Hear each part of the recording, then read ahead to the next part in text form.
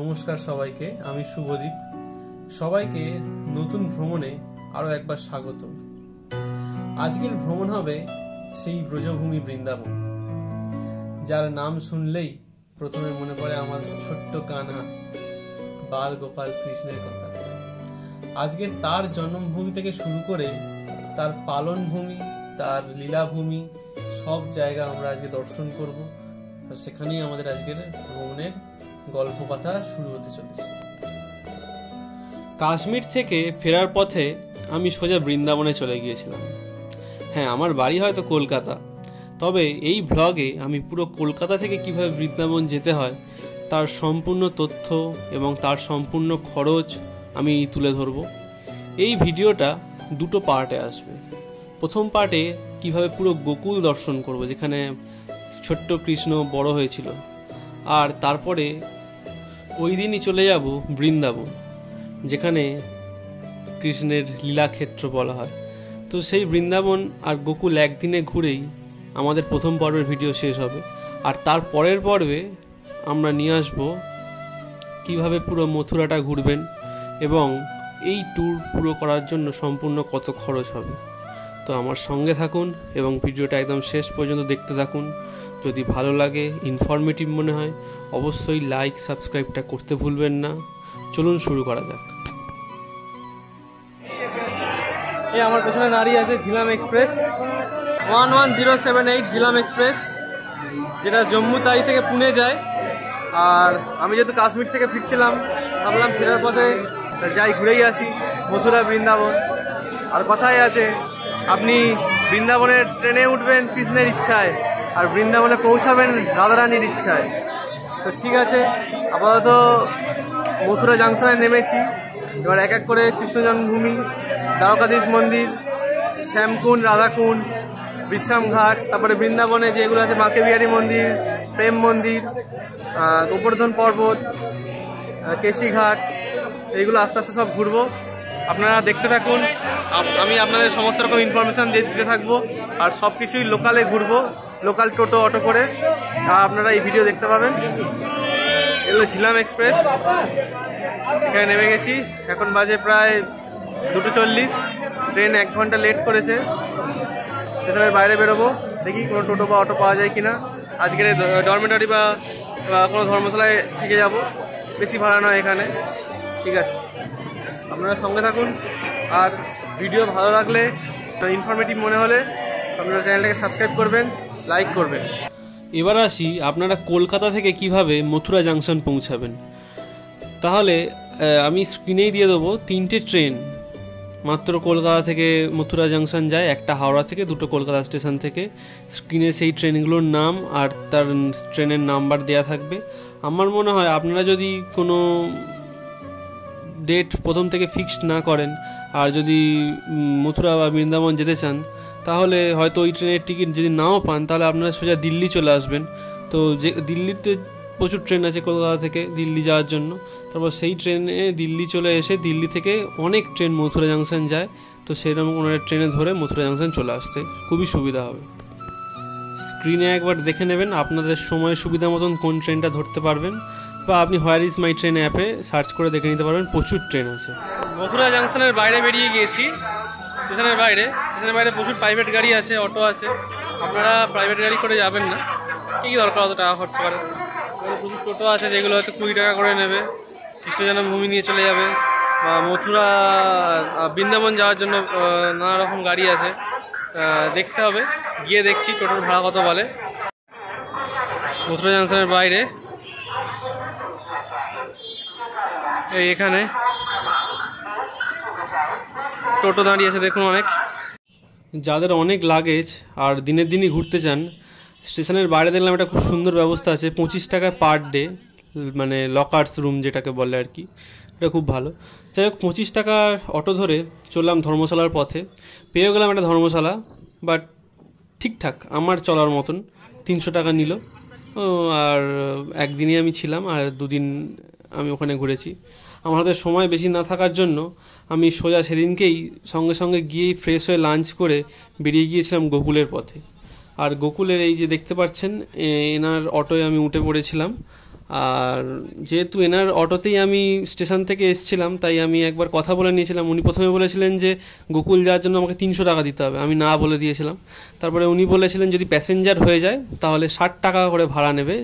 যেহেতু আপনি বা আমি যেহেতু মথুরাতেই স্টে করেছিলাম, তো ওর পাশেই অটো স্ট্যান্ড ছিল, তো সেখান থেকেই এই অটোতে উঠে পড়েছিলাম এবং ওইখান থেকে ওরা গোকুলে নিয়ে যাবে। আবার গোকুল থেকে আপনাকে বৃন্দাবন যাওয়ার বাসে যেখান থেকে ছাড়ে সেখানে নামিয়ে দেবে। তো আপনার থেকে 60 টাকা নেবে। वहाँ पर वो मथुरा है, वहाँ पर गोकुल है ना? इस पार मथुरा है, अच्छा। इस पार गोकुल। और इस नदी से पार किया वासुदेव जी। अच्छा, ठीक है। अगर खुला दिखता हो तो जमुना महारानी को जाना है। हाँ हाँ, जय जमुना। অটোতে আমাকে নিয়ে মোট 3 জন যাত্রী ছিল, একজন লোকাল সে নেমে গিয়েছিল আর বাদ বাকি 2 জন আমার পাশেই ছিলেন। তো আমরা 3 জনই গোকুলে উদ্দেশ্যে রওনা দিয়েছিলাম। তো যে যার আলাদাই গিয়েছিলাম, জাস্ট ওই অটো স্ট্যান্ড থেকে একসাথে উঠেছিলাম। যাই হোক, मुरली वाले की जय। माता पिता गुरु के मन में ध्यान करो और माथा लगाओ और बोलो गोकुल यमुना का बहने का। अच्छा। ब्रज में 2 प्रकार का होली फेमस होता है, एक होता है लठ मार होली जो राधा जी के गांव बरसाने में होती है। अच्छा। और आप आयो कान्हा जी के गांव गोकुल में, हाँ। यहाँ होता है पतला पतला छड़ी मार होली, इसी हाँ। चौक में होता है। अच्छा। इसे होली चौक के नाम से भी जाना जाता है। अच्छा। ये जो वस्त्र बना हुआ है वो मनोकामना का मंगल वस्त्र है। हाँ, यहाँ का हाँ। जो मुख्य मंत्र नंद बाबा का हाँ। ट्रस्ट मंत्र हमारा। हाँ। प्रसादी रूप में वस्त्र मिलते हैं, एक वस्त्र उधर भाग ले जाते हैं और बाकी वस्त्रों को अपने साथ ले जाते हैं। विश्वास हो तो कृष्ण कन्हैया 11 महीने में आपकी मनोकामना मन्नत पूरी करते हैं। बोलो कृष्ण कन्हैया लाल की, कृष्ण कन्हैया लाल की जय। আধুনিকতার যুগে আমরা বেড়ে উঠে তখন কানহার গ্রামে গরুর গাড়ি চললেও এখন টোটো, অটো, বাইকের হর্নের আওয়াজে যেন কিছুই আর শোনা যায় না। একটু যে মন ভরে শুনবো, আপনাদের শোনাবো, সেটা আর হয়ে উঠলো না, তাই আমিই বলছি। তো এটা হলো মীরাবাই। এখানে মীরাবাই সকালে 3 ঘন্টা, রাতে 3 ঘন্টা কৃষ্ণের নামের ভজন করতেন এবং এই ট্রাস্ট নন্দবাবার নামেই চলতো। তো মীরাবাই সব ছেড়ে এখানে চলে এসেছিলেন। এই যে এখানে एक दिन बाबा भोलेनाथ गोकुल का यात्री कैलाश पर्वत से आए और साधु का रूप बना के आए। गोकुल का पहला यात्री बोला जाता।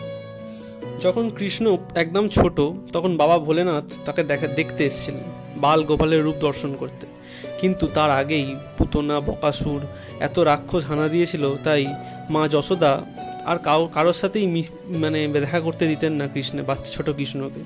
তাই 3 দিন এই বাবা মহাদেব এখানে দাঁড়িয়েছিলেন।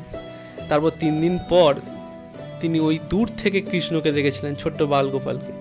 তাই এই মন্দির এখানে তারপর থেকে বাবা ভোলেনাথের নামেই প্রতিষ্ঠা। बाबा भोलेनाथ ब्रज में 2 बार आई, एक बार तो साधु रूप धारण करके आई, तो एक बार आई गोपी का रूप। तो वो गोपेश्वर मंदिर है ना? अपना एक मंदिर का नाम हाँ, है गोपेश्वर मंदिर। बोलो गोपेश्वर महादेव की जय। देखो गोपेश्वर भगवान जब इधर आते हैं नंद यशोदा जब, उससे पहले नंद यशोदा के पास कोई संतान नहीं था। नंद वंशी वट कौन सा स्थान होता था जहाँ से भगवान कृष्ण अपनी गाय चराने के लिए हाँ। पूरे ब्रज में जाया करते थे। अच्छा। बोलो कृष्ण कन्हैया लाल की जय।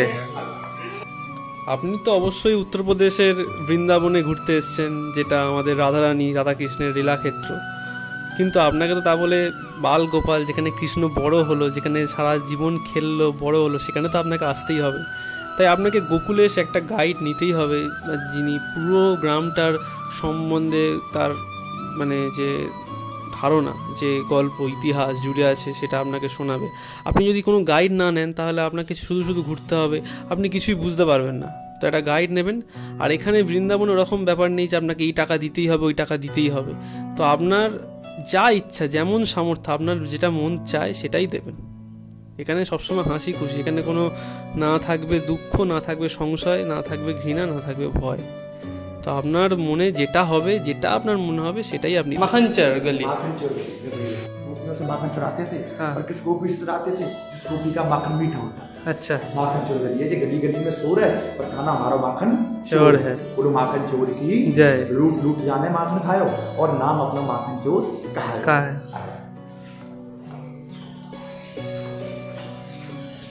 गोपी से चुराते थे जिस गोपी का माखन मीठा होता था। अच्छा। गोपी से चुराते थे सर बताइए। अच्छा।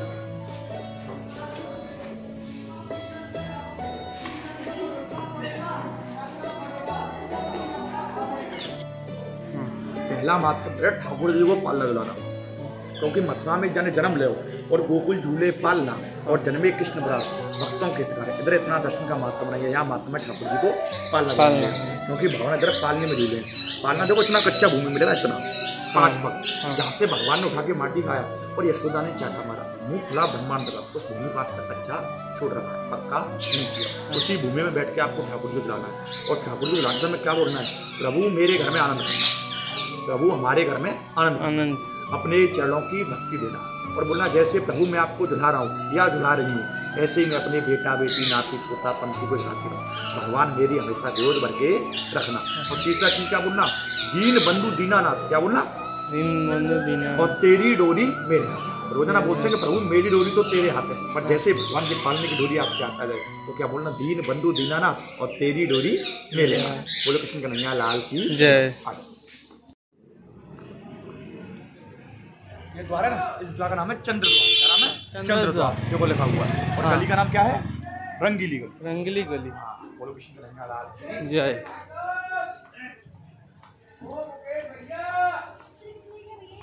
এখানের ব্রজবাসী সবাই হাসি খুশি, সবাই ভালো। আপনি যে কোনো কারোর কাছ থেকে এই গাইড নিতে পারেন, যে কোনো কারোর কাছ থেকেই আপনি এই বৃন্দাবন এই গোকুলের গল্প শুনতে পারেন। তবে আমি যার থেকে শুনেছি সে অবশ্যই খুবই ভালো, কোনো রকম টাকা পয়সার কোনো জোর নেই, আপনি যেটা হবে সেটাই দেবেন, যেটা মনে হবে। আমি ওনার নাম আর নাম্বার আমি স্ক্রিনে দিয়ে দেবো। আর সবথেকে বড় কথা হলো এর পরে আর কোনো ক্যামেরা অ্যালাউ ছিল না, যার জন্য আমি আসল যেখানে নন্দবাবার ঘর, মানে যেখানে নন্দবাবার আসল বাড়ি, যেখানে কৃষ্ণ ছোট থেকে বড় হয়েছে, যেখানে একটা কৃষ্ণের বড় মন্দির আছে, সেখানে ছোট্ট বাল গোপালের অষ্টধাতুর একটি মূর্তি আছে এবং সেটাকে দোলাতে হবে আর বলতে হবে দিন বন্ধু দীনানাথ তেরে ডোরি মেরে হাত। যাই হোক, এরপরে অটো আপনাকে বৃন্দাবনের বাস যেখান থেকে ছাড়ে সেখানে নামিয়ে দেবে। তারপর ইলেকট্রিক বাসে উঠবেন, 30 টাকা ভাড়া দেবেন, চলে আসবেন বৃন্দাবন। পথে যেতে যেতে অনেক মন্দির দেখতে পাবেন, কারণ বৃন্দাবন মথুরা গোকুল সবে মানে 1 পা 2 পা ছাড়া ছাড়া প্রচুর মন্দির আছে। তো সব তো আর কভার করা সম্ভব নয়, সব কভার করতে গেলে যারা বৈষ্ণবীরা আসেন তারা 1 মাস 1.5 মাস লেগে যায় পুরো মন্দির ঘুরতে। তো পথে যেতে যেতে প্রচুর মন্দির পাবেন, তো সেগুলো বাস থেকেই দেখে নেবেন। আমরা মূল আকর্ষণীয় জায়গা চলে এলাম প্রেম মন্দির, যেখানে রাত্রিবেলা খুব ভালো লাগে, সকালেও ভালো লাগে, রাতের পরিবেশও খুব ভালো, বৃন্দাবনের পরিবেশ সবসময় ভালো। আরও একটা গুরুত্বপূর্ণ তথ্য, এখানে সমস্ত মন্দির, সে মথুরা বলুন আর গোকুল বলুন বৃন্দাবন বলুন, সমস্ত মন্দির দুপুর 12টার সময় বন্ধ হয়ে যায়, আবার বিকেল 4টের সময় খোলে, আবার সন্ধ্যে 8টা 8:30টার মধ্যে বন্ধ হয়ে যায়। আর নিধিবন বন্ধ হয়ে যায় বিকাল 5:30টার সময়, কারণ এটা নিয়ে একটা বড় গল্প ইতিহাস আছে, সেটা আমি এখানে বলছি না। আর সবথেকে বড় কথা হলো, যেহেতু আমি দুপুর 2টোর সময় পৌঁছেছিলাম মথুরায়, তো আমি মাত্র 1 ঘন্টায় ফ্রেশ খাওয়া দাওয়া করে নিয়ে বেরিয়ে পড়েছিলাম গোকুলের উদ্দেশ্যে। আর আমি যেহেতু 5টা 5:30 বেজে গিয়েছিলো পুরো গোকুল গ্রাম ঘুরতে, তো যার জন্য আমার আর নিধিবন দেখা হলো না। যেহেতু নিধিবনটা বৃন্দাবনে, আমি বৃন্দাবনে এসেছি প্রায় 6:30টার সময়। কিন্তু আপনাদের এত প্রবলেম হবে না, কারণ আপনারা তো যেহেতু সকালের দিকে ট্রেনে নামবেন, সকাল 9টা-10টার সময় যদি নামেন, তো আরামসে আপনি ঘুরে নিতে পারবেন পুরো সকালটা গোকুল ঘুরে। তারপরে দুপুরবেলা লাঞ্চ ফাঞ্চ করে 3টে-4টের দিকে আপনি 3টের সময় বেরিয়ে যান না বৃন্দাবনের উদ্দেশ্যে, তো আপনার নিধিবন কেশিঘাট ওইগুলো সব ঘোরা হয়ে যাবে ওখানে।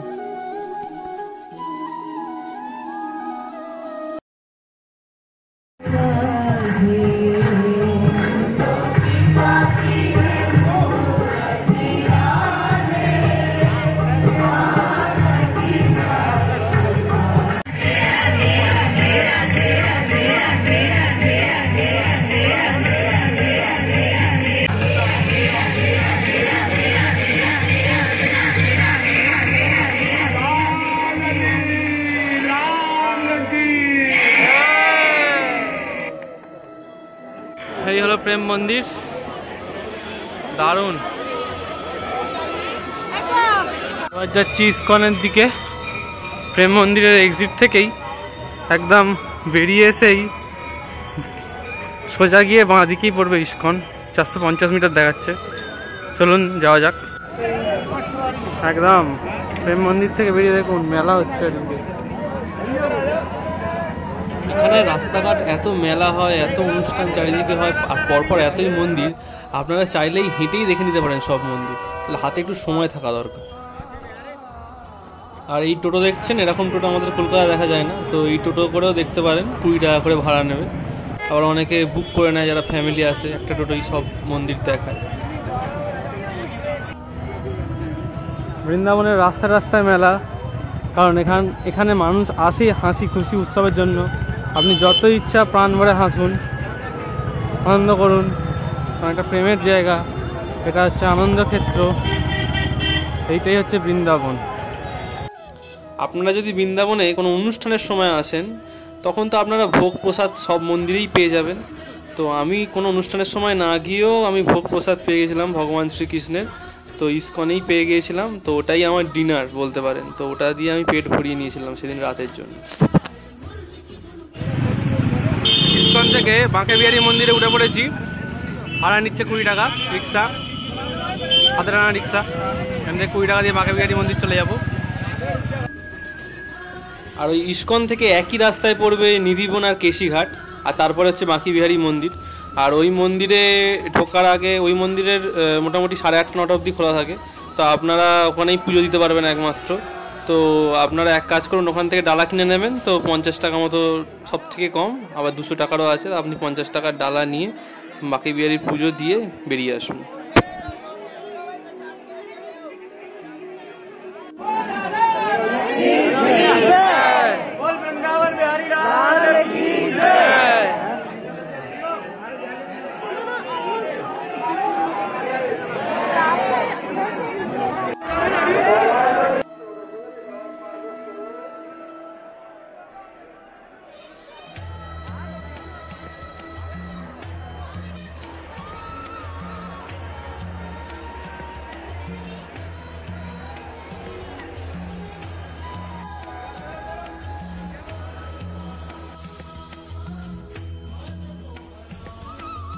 এরপর বাঁকে বিহারী মন্দির থেকে বেরিয়েই আপনারা ঠিক তার পাশেই 200 মিটার কি 100 মিটার দূরেই রাধাবল্লভজির মন্দিরে চলে যাবেন। সেখানে প্রসাদ নিয়ে পুজো দিয়ে বেরিয়ে আসবেন। এছাড়াও অনেক বৃন্দাবনে মন্দির আছে এবং এই সব মন্দির দেখতে দেখতে আপনার রাত 10টা বেজে যাবে। এরপর আপনাকে সেই যেভাবে গিয়েছিলেন সেইভাবেই আপনাকে আবার মথুরায় ফিরে আসতে হবে। তো গাড়ি ভাড়া হয়তো 30 থেকে 40 টাকা নেবে। জয় শ্রীকৃষ্ণ, জয় রাধে রাধে। এছাড়াও আপনি যদি সময় পান এবং আপনারা যদি সকালবেলা বৃন্দাবনে যান, তাহলে আপনারা গোপেশ্বর মন্দির দেখতে পারেন, শ্রী রঙ্গনাথজি টেম্পল দেখতে পারেন, তারপরে শ্রী রাধা মদন মোহনজি টেম্পল দেখতে পারেন। এছাড়াও শ্রী প্রিয়াকান্ত জু টেম্পল আছে, এটা লোটাস টেম্পল বলে। আর এছাড়াও আছে রাধারমনজি টেম্পল। এগুলো বৃন্দাবনের বিখ্যাত মন্দির। এগুলো দেখে আপনাদের যথাযথ সময় বাড়ি ফিরে আসতে হবে। এই বলেই আজকের আমরা এখানে ভিডিও শেষ করছি, এবং অবশ্যই ভিডিওটা ভালো লাগে লাইক সাবস্ক্রাইব অবশ্যই করবেন। আবার কাল দেখা হবে কৃষ্ণ জন্মভূমি, আর নিয়ে আসবো বৃন্দাবন ট্যুরের পুরো খরচ নিয়ে। চলুন, সবাই ভালো থাকবেন, শুভরাত্রি।